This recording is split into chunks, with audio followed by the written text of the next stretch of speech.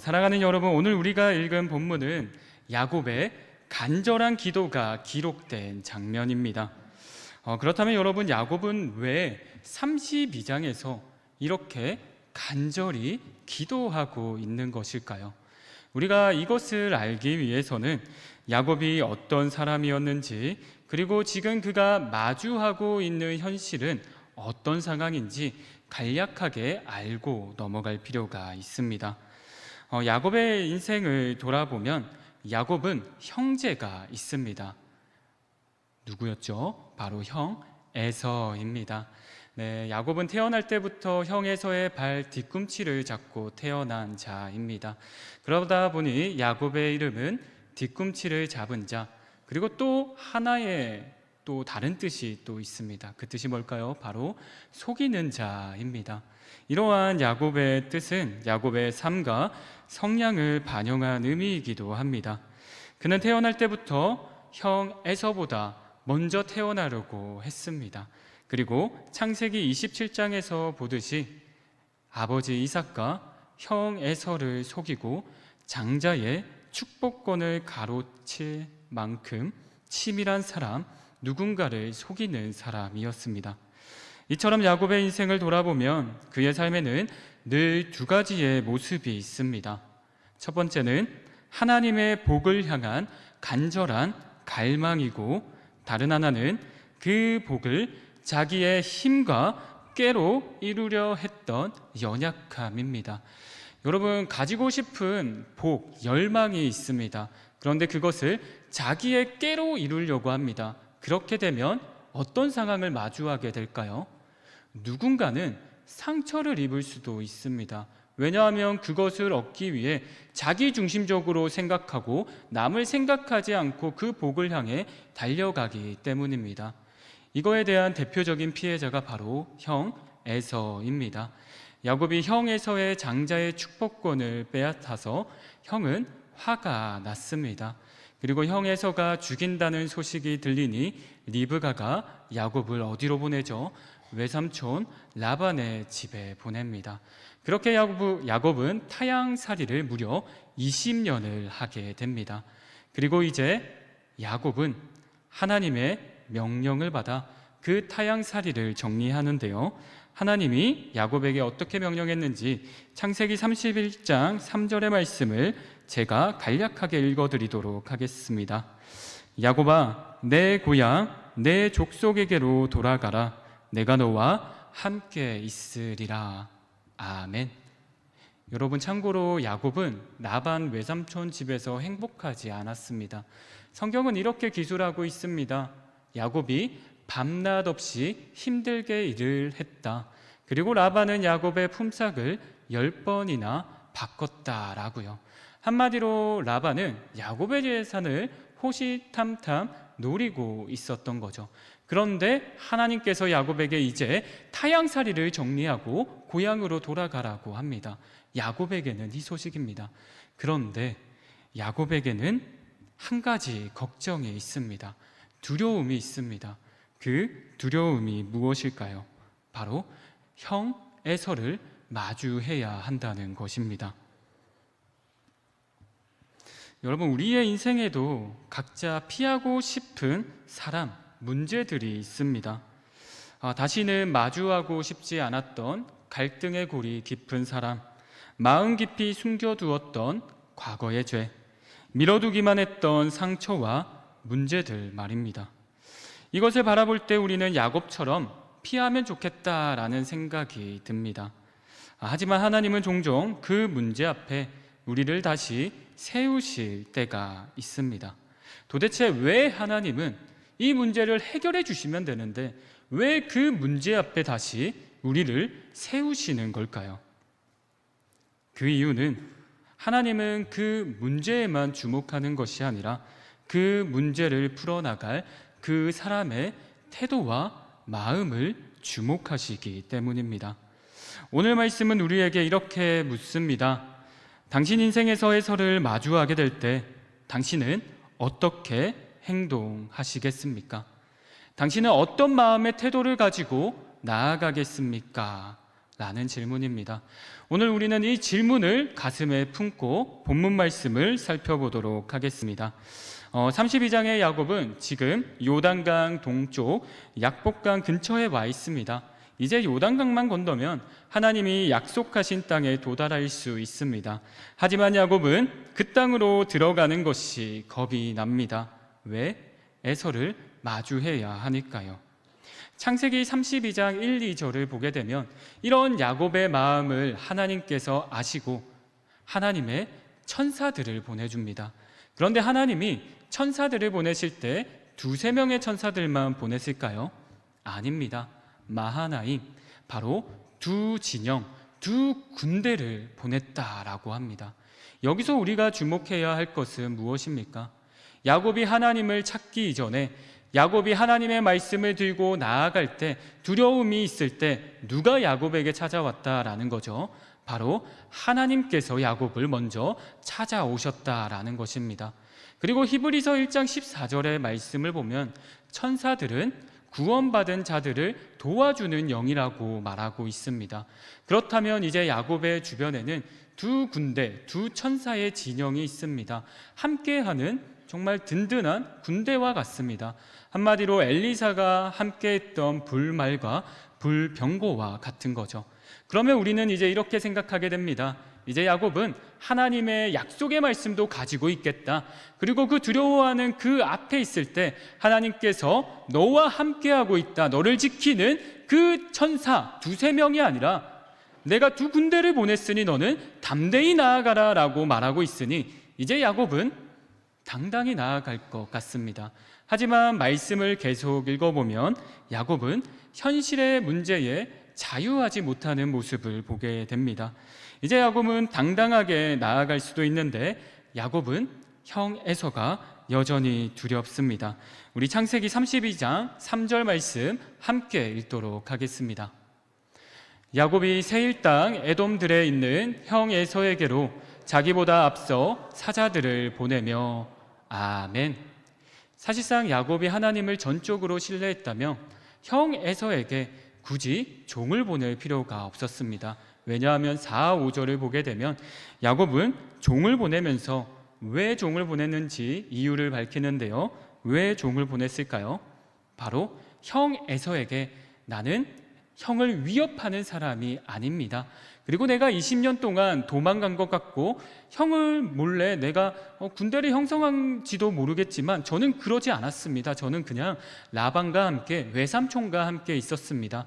그리고 나는 이제 재산을 많이 이뤄서 아버지의 유산을 생각하지 않아도 됩니다 라고 변명을 하기 위해서 보냈던 것이죠. 한마디로 야곱은 여전히 에서가 두려웠습니다. 그래서 야곱이 또 치밀하게 꾀를 내서 자신의 종을 보내게 된 것이죠. 그런데 그 종이 이제 야곱에게 와서 이렇게 말합니다. 주인님, 지금 에서가 400명과 함께 주인님을 만나러 오고 있습니다 라고요. 여러분, 이 말을 들은 야곱은 어땠을까요? 굉장히 놀랍니다. 이제 야곱은 더 질문할 수도 있습니다. 그래, 그 400명이 무장을 했더냐? 야곱은 어떤 마음을 가지고 있는 것 같으냐? 질문할 수도 있는데 더 이상 질문은 없습니다. 그냥 야곱은 400명에 꽂혔습니다. 그리고 그 400명 때문에 두려워하고 있습니다. 한마디로 야곱은 그 400명이 무장해서 자신을 죽이러 오고 있다고 단정하고 바라보고 있는 것이죠. 이것을 우리는 7절 말씀을 통해서 확인할 수 있습니다. 우리 7절 말씀 함께 읽도록 하겠습니다. 야곱이 심히 두렵고 답답하여 자기와 함께한 동행자와 양과 소와 낙타를 두 떼로 나누고 아멘.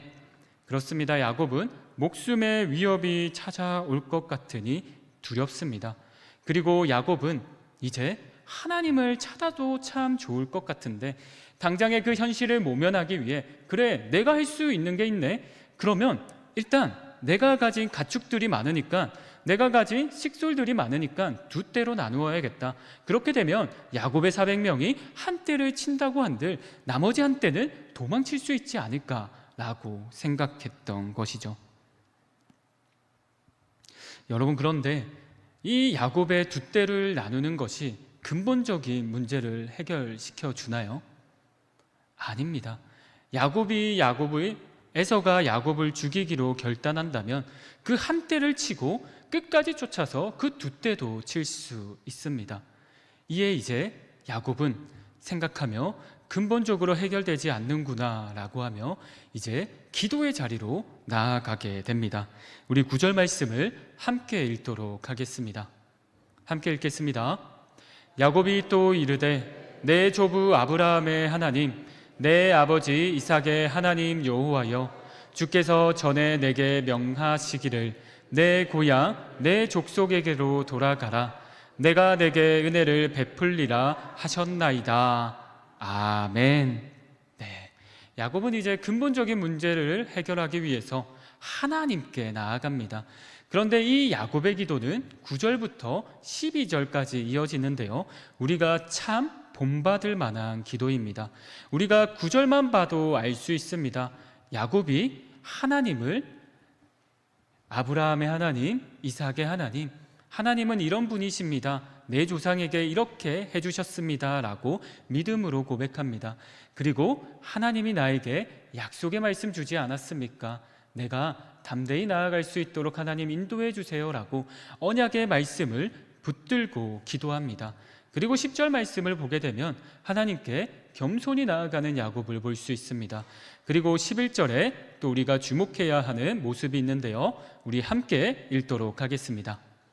내가 주께 간구하오니 내 형의 손에서, 에서의 손에서 나를 건져내시옵소서. 내가 그를 두려워함은 그가 와서 나와 내 처자들을 칠까 겁이 나기 때문이다. 아멘. 그렇습니다. 에서는 하나님께 강한 척하지 않습니다. 자신의 약함을 인정하고 하나님께 고백하고 있습니다. 하나님, 나 정말 하나님의 은혜로 많은 재산을 이루었고 빈털터리로 라반의 집에 가서 고생은 했지만 하나님께서 11아들을 허락해 주셨고 아내도 허락해 주셨습니다. 나 하나님의 약속의 말씀도 얻었고 하나님의 천사들도 나와 함께하는 것을 봤습니다. 그런데요 하나님, 나 여전히 에서가 두렵습니다. 나의 목숨을 칠까 봐 두렵고 나의 가족을 칠까 봐 두렵습니다 라고 솔직하게 하나님께 나아갑니다. 그리고 12절의 말씀을 보면 또 하나님께 언약의 말씀을 붙잡으며 하나님, 내 씨가 많이 저 별과 같이 많아지게 하게 해주신다고 하지 않았습니까? 하나님, 나 살려주세요 라고 기도합니다. 그렇습니다. 야곱은 하나님의 군대를 보고 담대하게 나아갈 것 같았습니다. 그런데 또 현실이 두려워서 자기의 꾀를 또 추구하면서 에서의 그 모습을 살피고 또 400명이 온다니까 두 떼를 나눕니다. 그리고 다시 야곱은 이제 근본적인 해결책이 아니구나 라면서 다시 하나님께 무릎을 꿇습니다. 여러분, 이제 야곱은 하나님을 온전히 신뢰하면서 담대히 에서를 맞이하러 갈까요? 그랬으면 좋겠습니다. 그러나 야곱의 행동은 그렇지 않습니다. 야곱의 이어지는 행동은 에서를 바라볼 때 에서가 칠까 두려워서 다시 꾀를 내게 됩니다. 어떤 꾀일까요? 에서가 자신을 향한 마음을 누그러뜨리게 하기 위해서 세 떼로 나눕니다. 그 종들마다 가축을 인도하게 하는 거죠. 그리고 이 가축들을 세 떼로 나누어서 550마리 플러스 낙이 새끼를 에서에게 선물해 주는 것입니다. 선물을 받는 사람은 기분이 나쁘지 않겠죠. 이것을 생각하고 야곱이 에서에게 선물을 세 떼를 나누어서 나아가게 한 것이죠. 한마디로 야곱은 여전히 두려웠기에 가만히 있을 수 없었습니다. 하나님이 말씀하시고 하나님께 기도했지만 여전히 두려웠기에 자신의 꾀를 내서 나아갑니다. 그는 하나님께 진심으로 간구했지만 자기의 꾀는 여전히 존재했습니다. 그런데 여러분, 우리가 기억해야 할 사실은 그렇다고 해서 성경은 야곱을 정죄하거나 실패자로 묘사하지 않는다는 것입니다. 하나님은 그 불완전한 믿음을 버리지 않으시고 그 전 과정을 사용하셔서 야곱을 더 깊은 자리, 씨름의 자리로 데려가신다는 것입니다. 사랑하는 여러분, 32장 1절부터 20절까지의 말씀을 보게 되면 야곱은 할 수 있는 모든 것을 했습니다. 자신이 불안해할 때 하나님이 와서 천사의 두 군데를 보여주셨고요. 또 야곱은 하나님께 약속의 말씀을 붙들고 솔직하게 간절히 기도했습니다. 그리고 야곱은 자기의 깨를 써서 현실적인 대비책들을 세워서 행했습니다. 그렇다면 이제 야곱은 모든 것을 한 것 같으니까 에서를 만나러 가야 할 것 같습니다. 그런데 하나님은 이러한 상황에 있는 야곱을 바로 에서를 만나게 하지 않으십니다. 그 중간에 하나의 장면을 추가하십니다. 그 장면이 무엇인지 우리 차근차근 한번 살펴보도록 하겠습니다. 24절 말씀에 잘 나와 있는데요. 야곱은 이제 가족 모든 소유를 약복강 건너편으로 먼저 보내고 자신은 홀로 남습니다. 이제 야곱의 주변에는 가족도 없고요, 자신의 재산도 없습니다. 사실상 홀로 남아 있는 것입니다. 그렇게 자기의 꾀를 쓰고 그것도 안 되니까 다시 주님께 나아가고 다시 자기의 꾀를 썼는데 이것도 근본적인 문제를 해결해 주지 않으니까 야곱은 그날 밤 자연스럽게 또 기도가 나왔을 것입니다. 그리고 야곱은 그곳에서 한 사람과 씨름을 했다라고 합니다. 에서가 보낸 첩장가하고 씨름을 했을지 모릅니다. 그러나 나중에 알 수 있지만 이 사람은 누구였나요? 바로 하나님이었습니다. 그리고 하나님이 하신 행동에 우리가 주목해야 하는데요, 하나님은 야곱의 힘을 꺾으십니다. 이것을 어떻게 할 수 있나요?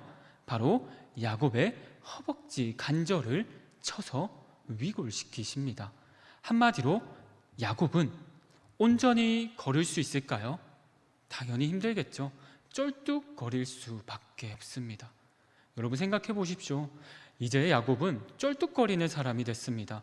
그런데 야곱이 앞에 행했던 꾀들은 어떤 꾀입니까? 두 떼를 나누고요, 세 떼를 나눠서 선물하고요, 그리고 다시는 그 뒤에 서는 것입니다. 그렇게 됐을 때 에서가 치게 되면 자신이 도망친다는 계획을 가지고 있었겠죠. 그런데 이제 하나님께서 허벅지 관절을 치시니 이제 자신의 꾀도 이제 어떻게 할 수가 없는 지경에 이르렀습니다. 이제는 내가 어떻게 할 수 있을 것만 같았는데 이제는 내가 할 수 있는 게 정말 하나도 없게 된 것입니다. 그래서 이제 야곱은 하나님을 간절히 붙들기 시작합니다. 그리고 나서 26절에 이렇게 고백합니다. 하나님, 나를 축복하지 아니하면 가게 하지 아니하겠나이다. 여러분, 이 고백은 당돌해 보이지만 당돌함으로 끝나는 것이 아닙니다. 완전한 항복을 나타냅니다. 원어의 뜻을 깊이 풀이해 보면 이렇습니다. 하나님, 이제 제 힘으로 살 수 없습니다. 이제 제가 할 수 있는 것 아무것도 없습니다. 제가 했던 꾀, 제가 치밀하게 계획했던 그 모든 것들이 이제는 무용지물이 되었습니다. 이제 하나님이 아니고서는 제 인생은 살아갈 수 없습니다. 라고 하나님을 간절히 붙잡는 것입니다. 혈류병 여인이 믿음을 가지고 예수 그리스도의 옷자락을 붙잡은 것과 같이 말이죠. 그렇게 야곱이 하나님을 간절히 붙잡았을 때, 이제 정말 나의 인생에서 하나님이 없으면 안 된다라고 고백했을 때 야곱에게 어떤 일이 일어날까요? 하나님께서 야곱의 이름을 바꾸십니다. 이름을 바꾼다라는 것은 이제 야곱의 그 모습을 또한 설명해 주는 것이기도 하죠. 야곱은 태어날 때부터 발 뒤꿈치를 잡고 내가 먼저 나아가겠다고 나아갔던 자입니다. 그리고 속이는 자로 에서를 속이고 이삭을 속여서 장자의 축복을 받은 자였습니다.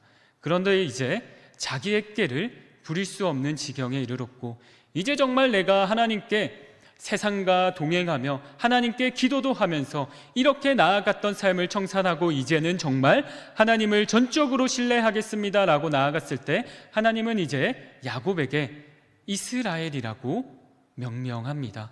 이스라엘이 무슨 뜻입니까? 바로 하나님이 너의 인생을 다스린다 입니다. 그렇습니다. 야곱은 이제 모든 것들이 하나님 앞에서는 아무것도 아니구나, 나의 인생을 정말 책임져 주실 분은 하나님이시구나, 그것을 깨닫고 하나님을 붙잡았을 때 이제 야곱은 새 사람이 될 수 있었던 것입니다. 사랑하는 여러분, 하나님이 허락하신 약복강의 밤은 우리를 겁주기 위한 사건이 아닙니다. 새 사람으로 빚어지는 은혜의 시간입니다. 우리는 삶에서 마주하게 되는 애서를 피할 수 없을지 모릅니다. 하지만 기억하시기 바랍니다. 애서를 이기게 하신 기도의 자리, 씨름의 자리에서 우리는 나의 힘을 의지하던 야곱에서 이제 하나님이 전적으로 다스리는 이스라엘이 될 수 있습니다. 여러분 앞에 지금 피하고 싶은 에서 같은 사람이 있으신가요? 다시 마주하기 싫은 문제, 깊이 묻어든 상처가 있으신가요? 하나님이 그 문제를 바로 제거하지 않으신다고 힘들어하고 있지는 않으신가요? 그럴 때 그 문제에 주목하기보다 그 문제 속에서 나를 주목하고 계신 그 하나님을 바라보며 하나님 앞에 진심으로 솔직하게 무릎을 꿇고 나아가시는 여러분 되시길 바랍니다. 그럴 때 여러분의 삶은 전적으로 하나님이 다스리시는 삶, 하나님의 군대가 나와 함께 하시니 기쁩니다. 하나님의 약속의 말씀이니 내가 나아가겠습니다.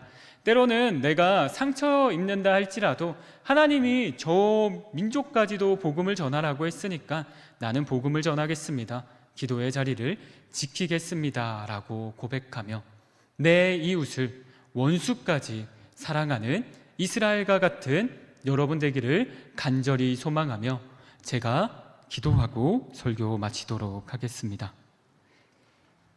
기도하시겠습니다.